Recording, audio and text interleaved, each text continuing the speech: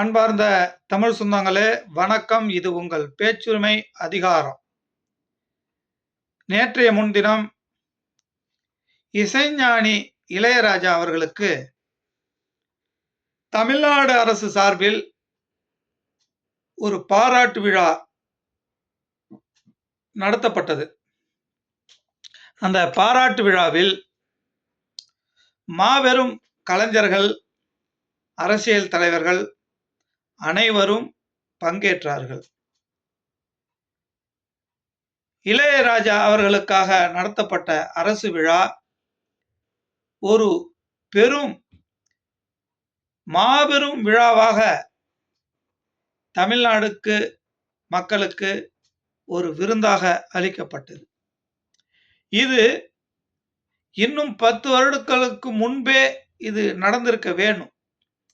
ஆனாலும் தாமதமாக நடந்தாலும் ஒரு அருமையான விழாவாகத்தான் இது இருக்கிறது. இந்த விழாவில் முதலமைச்சர் அவர்கள் ஒரு அறிவிப்பை செய்திருக்கிறார்கள். அதில் என்ன அறிவிப்பு என்றால், உண்மையாலுமே இந்த அறிவிப்பு தமிழக மக்களால் வரவேற்கக்கூடியதுதான். என்னவென்றால், வருடாந்தோறும் வருடம் இசைஞானி பெயரில் ஒரு அவார்டு வழங்கப்படும் என்று சொல்லியிருக்கிறார்கள். இந்த இசை கலைஞர்களுக்கு அரசு சார்பில் வருடாந்தோறும் விருதுகள் வழங்கப்படுகிறது. அந்த விருதுகளில் ஒன்றாக இசைஞானி இளையராஜா அவர்களின் பெயரில் இசை கலைஞர்களை தேர்ந்தெடுத்து அதில் ஒருவருக்கு இளையராஜா அவர்களின் பெயரில், இசைஞானி அவர்களின் பெயரில் விருதுகள் வழங்கப்படும் என்று முதலமைச்சர் அவர்கள் அறிவித்திருக்கிறார்கள். இது உள்ளபடியே வரவேற்கக்கூடியது. தமிழ்நாட்டு மக்கள் அனைவரும் வரவேற்கிறார்கள். இந்த விழா எப்படி கொண்டாடப்பட்டது, இதுதான் முக்கியம். இந்த விழா பாத்தீங்கன்னா, தமிழ்நாடு அரசு எப்படி நடத்தியது, இதை நாம பார்க்கணும்.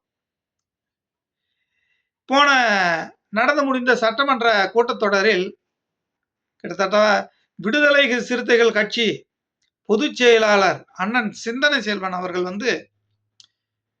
முன்னிலிருந்தே பேசிக்கிட்டு தான் இருக்கிறாரு. இருந்தாலும் போன கூட்டத்தொடரில் அழுத்தமாக பேசியதன் காரணமாகத்தான் இளையராஜா அவர்களுக்கு ஒரு தமிழ்நாடு அரசு விழா நடத்த வேண்டும். ஏனென்று சொன்னால், தமிழ்நாட்டில் மதுரையில் ஒரு கடையோரம் ஒரு கிராமத்தில், கடைக்கோடி கிராமத்தில் பிறந்தவர் இளையராஜா அவர்கள். அவர் இன்று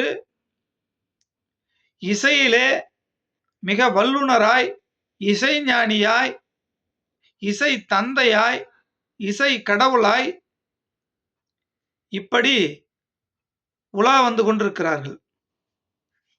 இப்ப சமீபத்தில் சிம்பொலி இசை அதை எழுதி லண்டன்ல போயிட்டு பார்த்தீங்கன்னா அதை அரங்கேற்றம் செஞ்சார். இது இந்தியாவுக்கு பெருமை. அதே போல பார்த்தீங்கன்னா, அவள் தமிழ்நாட்டில் பிறந்ததால் தமிழ்நாட்டுக்கு பெருமை சேர்த்த வண்ணம் இருக்கிறார். அப்படி இருக்க அந்த இளையராஜாவுக்கு, அந்த இசைஞானி இளையராஜா அவர்களுக்கு தமிழ்நாடு அரசு, தமிழ்நாடு சார்பில் விழா, அரசு சார்பில் விழா எடுக்க வேண்டும் அப்படி என்று விடுதலை சிறுத்தை கட்சியின் பொதுச் செயலாளர் அண்ணன் சிந்தனை செல்வன் அவர்கள் கேள்வி எழுப்பியதன் காரணமாகவே உடனடியாக முதலமைச்சர் எழுந்து கண்டிப்பாக இளையராஜா அவர்களுக்கு அரசு சார்பில் விழா எடுப்போம் என்று அறிவித்தார். அதன் பின்னர் தான் இசைஞானி இளையராஜா அவர்களுக்கு இந்த விழா நடந்தது. இல்லை என்றாலும் நடந்து இருக்கலாம். ஏன்னா அவங்க மைண்ட்ல இருக்கலாம். இருந்தாலும் விடுதலை சிறுத்தைகள் தான் இதற்கு காரணம். விடுதலை சிறுத்தைகள் தான் இதற்கு அழுத்தமும் தந்தார். அந்த வகையில் தான் இசைஞானி இளையராஜா அவர்களுக்கு வெகு சிறப்பாக இந்த விழா கொண்டாடப்பட்டது.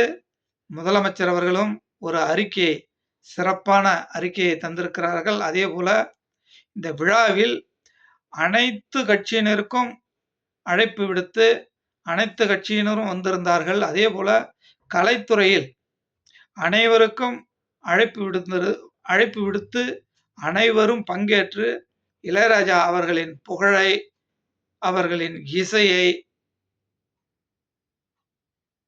போற்றி புகழ்ந்திருக்கிறார்கள். அந்த வகையில் நமக்கெல்லாம் கிடைத்த பொக்கிஷம்தான் இளையராஜா அவர்கள். தமிழ்நாட்டுக்கு கிடைத்த பொக்கிஷம்தான் இசைஞானி இளையராஜா அவர்கள். அவர்கள் இசை கேட்காத இடமில்லை.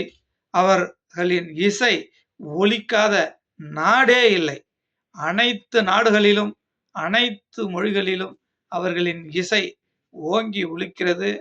ஐயா அவர்களின் மறைந்தாலும் சரி, இன்னும் கோடிக்கணக்கான வருடம் ஐயா அவர்களின் இசை ஒலித்து கொண்டே இருக்கும்.